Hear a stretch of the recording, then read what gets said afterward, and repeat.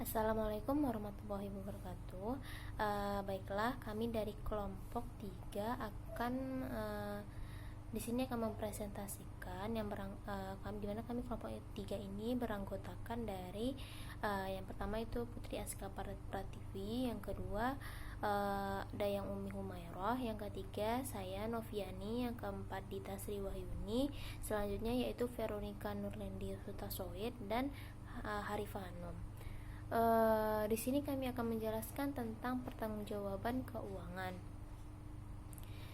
Banyak organisasi di mana ia melakukan atau mengatur perilaku karyawannya itu khususnya itu manajer melalui sistem pengendalian hasil keuangan.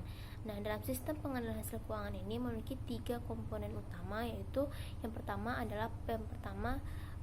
pertanggungjawaban keuangan, yaitu yang pertama pertanggungjawaban keuangan, yang kedua perencanaan strategi dan penganggaran, yang ketiga yaitu kontrak insentif.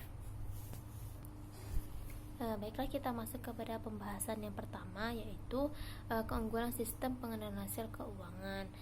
Beberapa alasan yang membuat sistem pengendalian ini bagus dalam organisasi, yaitu yang pertama adalah tujuan keuangan merupakan tujuan terpenting.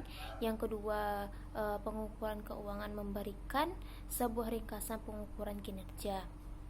Maksud di sini adalah mereka meningkatkan kemampuan komparatif atau perbandingan kemampuannya itu melalui dari tingkat inisiatif, dan mereka akan mengurangi konflik yang ditimbulkan atas pengendalian yang mereka lakukan.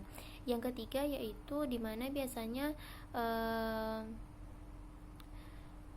pengendalian hasil keuangan ini lebih relatif dan juga objektif. Baiklah, kita masuk kepada pembahasan yang kedua, yaitu tipe pusat pertanggungjawaban keuangan. Nah, tipe pusat pertanggungjawaban keuangan ini terdiri dari 4 elemen, yaitu yang pertama adalah pusat biaya. Yang pertama itu adalah pusat investasi, yang kedua adalah pusat laba, yang ketiga adalah pusat biaya, yang keempat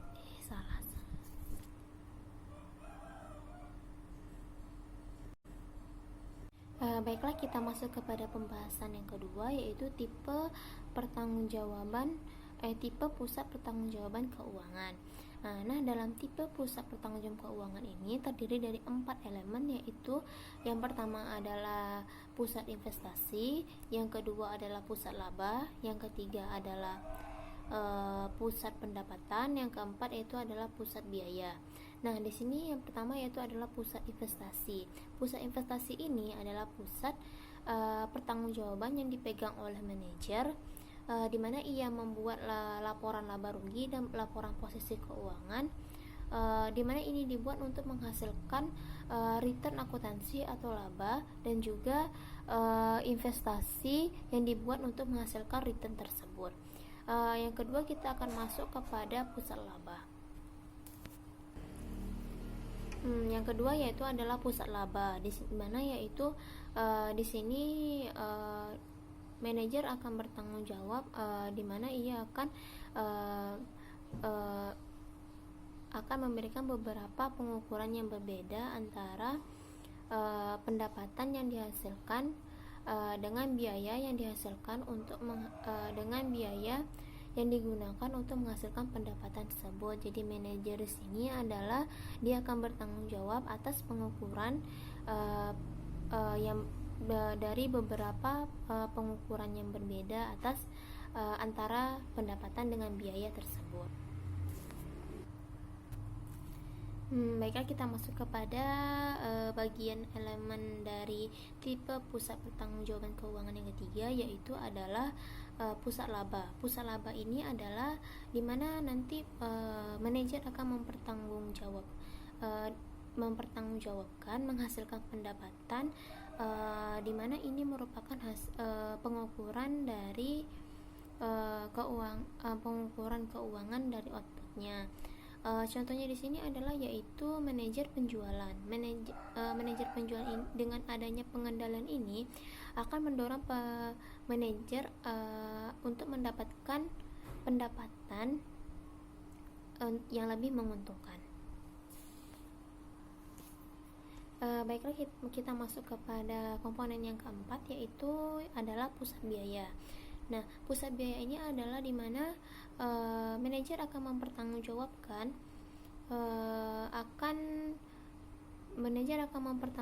terhadap beberapa elemen biaya. Di sini maksudnya adalah biaya yang digunakan di dalam pusat pertanggungjawaban tersebut. Demikianlah dari saya. Selanjutnya akan dijelaskan oleh teman saya. Baiklah, selanjutnya saya Veronica Nurlindi Taswaid akan menjelaskan penjelasan tentang variasi. Ada cukup banyak variasi pada masing-masing tipe pertanggungjawaban keuangan.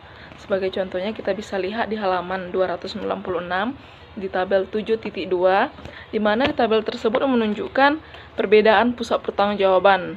Masing-masing pusat laba meskipun bertanggung jawab secara luas digambarkan melalui sejumlah hal pada laporan laba rugi yang dipertanggungjawabkan oleh manajer secara bervariasi.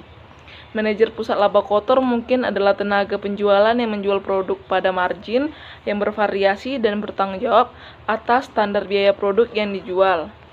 Pengukuran laba memberikan dorongan untuk menjual produk dengan margin yang lebih tinggi dibandingkan dengan hanya menghasilkan tambahan. Kemungkinan merupakan pendapatan yang tidak menguntungkan.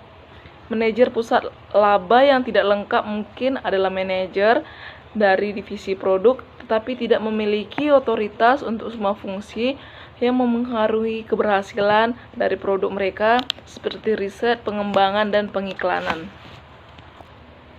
Selanjutnya adalah pemilihan pusat pertanggungjawaban keuangan. 4 tipe pusat pertanggungjawaban keuangan dapat dikonsentrasikan dalam sebuah hierarki yang mencerminkan luasnya pertanggungjawaban keuangan atau sejumlah bagian dari laporan keuangan yang dapat dipegang secara bertanggung jawab oleh manajer. Terus kita bisa lihat di tabel 7.1 di halaman 297, seperti mana pusat pendapatan dan biaya pertanggungjawaban tidak hanya pada satu, melainkan beberapa bagian dari laporan laba rugi. Manajer pusat laba bertanggung jawab terhadap beberapa pendapatan dan beberapa bagian biaya. Manajer pusat investasi bertanggung jawab untuk pengukuran laba yang dikaitkan secara langsung terhadap kinerja pada bagian yang digambarkan dalam laporan posisi keuangan. Salah satu bagian penting yang harus diingat adalah adanya garis antara tipe pertanggungjawaban keuangan dan tidak selalu mudah untuk dilihat, sehingga pusat pertanggungjawaban tidak selalu informatif. Pada praktik nyata, pusat pertanggungjawaban keuangan dapat tersusun secara mulus dan kontinum dari pusat biaya atau pendapatan sampai pada pusat investasi. Selanjutnya adalah masalah harga transfer. Pusat laba sering menawarkan produk atau jasa untuk pusat laba yang lain dalam satu perusahaan yang sama. Ketika hal ini terjadi, beberapa mekanisme untuk menentukan harga transfer harus ditentukan. Harga transfer secara langsung berhubungan dengan pendapatan dari penjualan, pusat laba, biaya dari pembelian, pusat laba, dan konsekuensi pada kedua aktivitas laba. Pengaruh dari harga transfer sebagian besar bergantung pada jumlah dan besarnya transfer internal relatif pada ukuran masing-masing entitas. Ketika jumlah dari transfer signifikan, kegagalan untuk menentukan harga transfer yang tepat dapat memberikan efek yang signifikan pada sejumlah keputusan penting, termasuk kuantitas produk, sumber, alokasi sumber daya, dan evaluasi dari manajer penjualan dan pembelian pusat laba. Selanjutnya adalah tujuan harga transfer. Harga transfer memiliki tujuan organisasi dan tujuan-tujuan tersebut seringkali bertentangan. Salah satu tujuan dari harga transfer adalah untuk menyediakan sinyal ekonomi yang tepat sehingga mampu mempengaruhi manajer untuk membuat keputusan yang baik. Secara khusus, harga harusnya dapat mempengaruhi sebuah keputusan penjualan dan pembelian manajer pusat laba mengenai beberapa banyak produk atau jasa yang ditawarkan atau dibeli secara internal. Tujuan yang kedua, harga transfer dan urutan pengukuran laba seharusnya memberikan informasi yang bermanfaat untuk mengevaluasi kinerja, baik untuk pusat laba maupun manajer mereka. Yang ketiga, harga transfer dapat ditentukan secara sengaja dengan memindahkan laba antara lokasi perusahaan. Beberapa tujuan dari transfer harga seringkali bertentangan, kecuali dalam lingkungan yang jarang trade-off diperlukan karena tidak ada satupun metode transfer harga yang mampu untuk memenuhi semua tujuan dengan baik. Assalamualaikum warahmatullahi wabarakatuh. Perkenalkan, nama saya Arif Hanum. Saya akan menjelaskan tentang alternatif harga transfer. Jadi, banyak perusahaan menggunakan beberapa 5 biaya tipe utama biaya transfer. Harga transfer dapat didasarkan pada biaya marginal yang diperkirakan sebagai biaya variabel atau biaya langsung dari produksi. Marginal maupun harga penuh dapat merefleksikan biaya standar ataupun biaya sebenarnya. Keempat, harga transfer dapat ditentukan dengan biaya penuh ditambah dengan markup. Jadi harga transfer dinegosiasikan secara manajer penjualan dan pusat laba pembelian. Informasi mengenai harga dan biaya produksi marginal atau penuh seringkali memberikan input pada negosiasi tetapi tidak permintaan yang mereka lakukan. Secara seimbang, survei mengenai praktek pada seluruh sumber dan waktu menyerahkan bahwa transfer pada biaya marginal jarang digunakan dan untuk sebagian perusahaan secara internal mengirimkan barang atau jasa baik pada harga pasar ataupun variasi biaya penuh seperti biaya penuh ditambah markup. Dengan kata lain, hal yang penting adalah metode harga pasar maupun biaya penuh digunakan secara luas. Harga transfer berbasis pasar. Situasi relatif jarang ketika terjadi persaingan eksternal pasar yang sempurna atau paling tinggi untuk perdagangan produk dan jasa secara internal.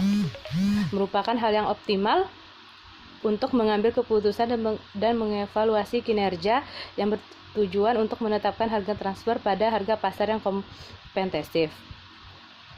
Entitas dalam organisasi bagaimanapun juga jarang beroperasi sebagai perusahaan yang berdiri pada pasar yang terbuka. Oleh karena itu, banyak perusahaan menggunakan harga transfer berbasis pasar semu dengan membiarkan penyimpangan dari harga pasar diobservasi. Penyimpangan yang diizinkan untuk penyesuaian merefleksikan perbedaan antara penjualan internal ataupun eksternal. Perbedaan ini dapat menggambarkan penghematan pemasaran. Berikutnya, harga transfer biaya marginal.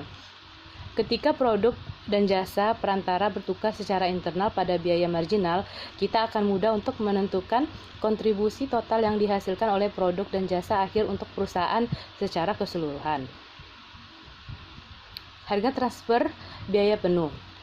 Transfer pada biaya penuh atau biaya penuh ditambah markup digunakan untuk secara luas. Harga transfer biaya penuh menawarkan beberapa keunggulan. Yang pertama, memberikan pengukuran kelangsungan hidup dalam jangka panjang untuk produk jasa yang berkelanjutan secara ekonomi. Tidak hanya itu, biaya marginal yang harus dipulihkan. Penggunaan simultan dari beberapa metode harga transfer.